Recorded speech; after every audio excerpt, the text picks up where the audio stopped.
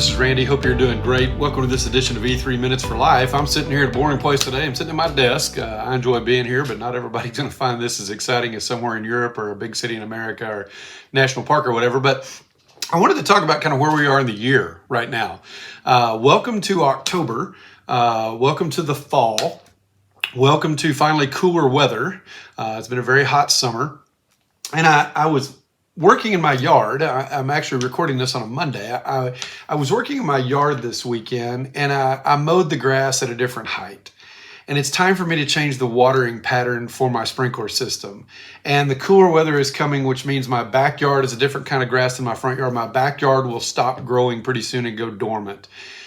And just all that comes with the change of the season, it caused me to start thinking about what changes in the workplace come, spoken or unspoken, with the change of a season. You know, when we go past back to school, everybody kind of seems to re-engage from vacation season or from summertime.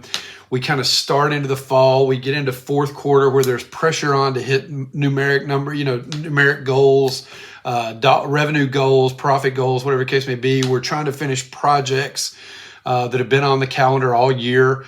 Maybe you've got a team that's working on something and you need to reconvene that team.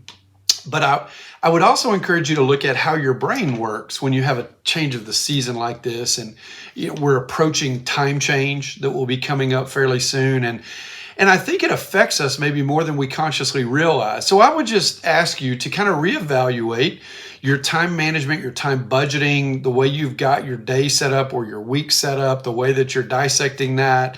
I often talk in time management presentations, I often talk about 10 half-day blocks instead of a 5-day week, and how that can help us to be more productive and really begin to look at how could you use your time differently with this different mindset that comes with it's getting darker earlier outside. It's getting cooler outside, so people don't want to be out. I see out of the corner of my eye right there a neighbor walking by, pushing a stroller, walking a dog.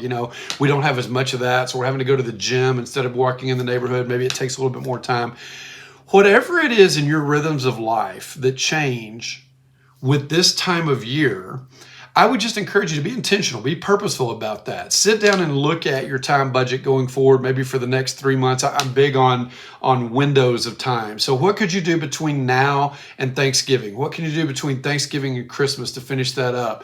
You've got one sprint week that a lot of people would consider throwaway days between Christmas and New Year's, when you can, maybe get some more done because customers are not in as much or people are not ringing your phone as much or whatever the case may be. And then go into the next year, go into 2024 with greater momentum, a greater sense of accomplishment. You've already got that feel of rhythm where you're accomplishing more, being more productive, being more efficient, and that can really sweep you into a great start to the new year. If you've got questions, if you're banging your head against the wall, I'd welcome the chance to talk with you about that. Shoot me an email. Let's set up a time to talk. If you've got specific questions on what you can do, I would love to help you with that. But most of all, I hope that you will look at this as an opportunity to kind of restart yourself. Back to school has been 6, 8, 9 weeks ago.